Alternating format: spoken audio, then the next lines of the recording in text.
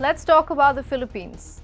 Millions of Filipinos voted today in midterm elections. It will basically decide how the House of Representatives will look, as well as who sits at the municipal offices.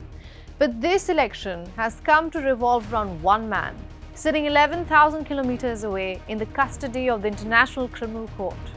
Rodrigo Duterte is awaiting trial at The Hague, and yet he's on the ballot in Davao City. Is Duterte controlling Philippines politics from outside?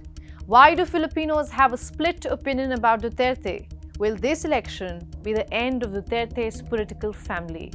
I'm Ananya Dutta, and you're watching Grey Zone.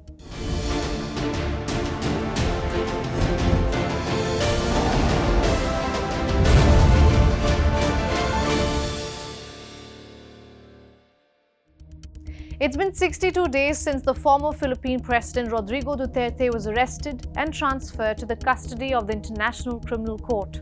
He is facing charges of crimes against humanity. The ICC has rescheduled a hearing for September 23rd this year to determine whether there is sufficient evidence to proceed to trial. If convicted, Duterte could face a maximum sentence of life imprisonment. But none of this affects the 80-year-old's eligibility for the role of Mayor of Davao, a job he has held on and off for 2 decades. You see, under Philippine election law, only a criminal conviction in a local court can keep a candidate off the ballot, and Duterte isn't a criminal anywhere right now.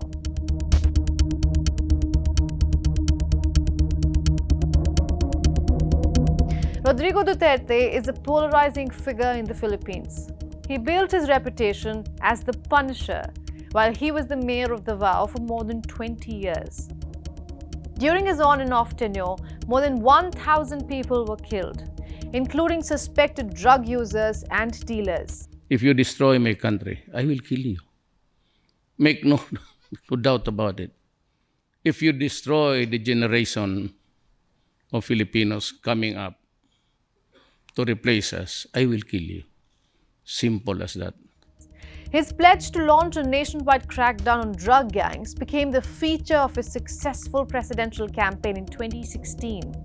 On his first full day, at least 12 people were killed, and ushering in a bloody campaign for the next 6 years. If you raise the flag of ISIS, that was the time I said, this cannot be done.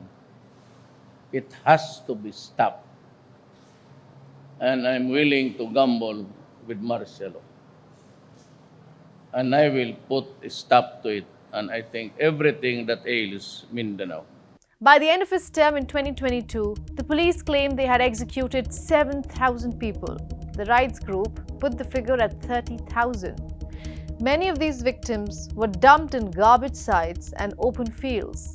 The security personnel were offered immunity from prosecution. My order to them was that if they are holding a gun, kill them immediately so there will be one less criminal.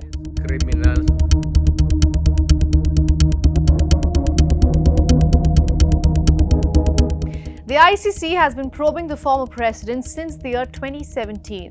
But the court does not have jurisdiction to carry out arrests on its own, especially when Duterte and his allies were in power.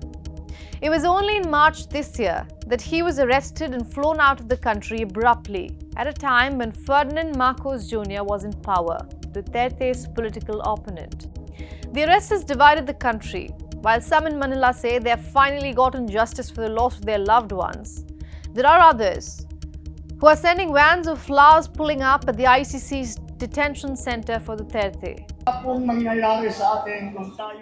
We will not benefit if we ourselves are fighting and never unite and help each other. That's why I always cry for unity.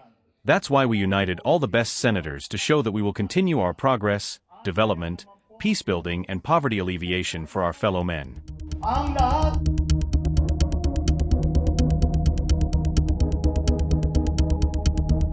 Duterte comes from a well-established political family. Like in today's election, 3 generations of the Duterte clan are fighting. Duterte's son Sebastian, the incumbent Davao mayor, who will be his father's running mate. His other son Paulo is seeking re-election to the National Congress.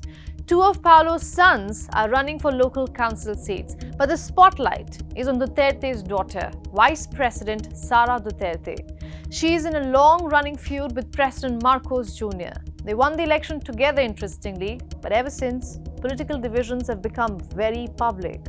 In this election, the daughter Duterte will need 9 votes in the 24-seat Senate to preserve any hope of a future presidential run. At the same time, she is facing calls of impeachment for alleged corruption, and 12 senators who will be elected today will form half of the jury in her impeachment trial.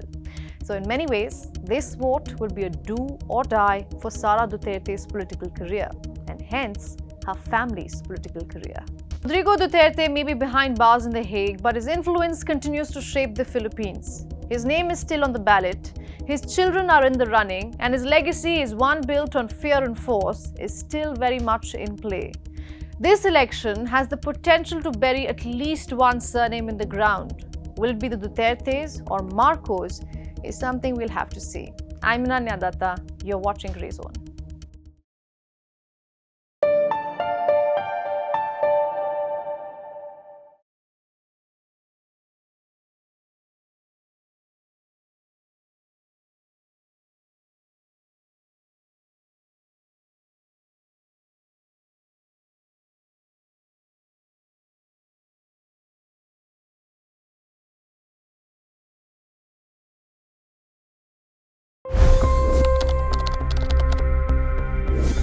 $25 crore गरीब गरीबी को परास्त करके बाहर निकले।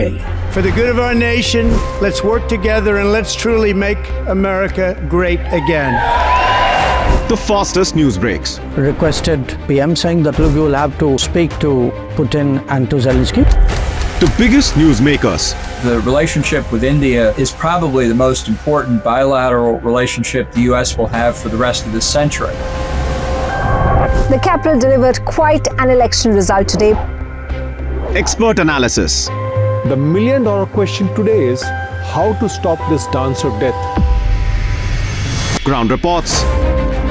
I'm standing at the crossroad of the Kumbh Mela. Behind me are more than 100 entry guards. Long-form interviews. Exclusionary politics is reflected in Manipur case as well. You don't bother because this is a small state. Deep dive into burning issues. It's often said DRC could be the richest country in the whole world. It's because of what sits underneath. Why exactly did the US topple the Sheikh Hasina government? HT videos. We don't just break news, we break it down.